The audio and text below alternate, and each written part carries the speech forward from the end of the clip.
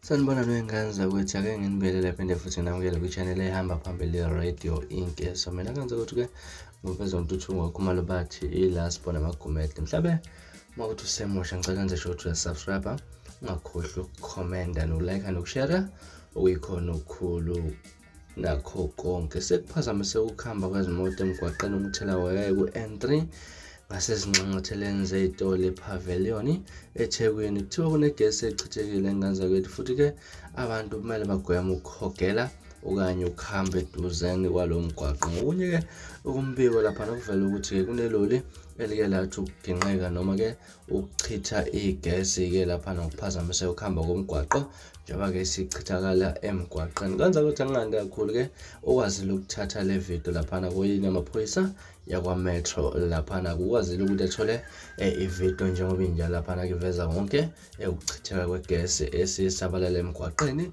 onguthela wayeka. Nayi video oyengane zakwethu.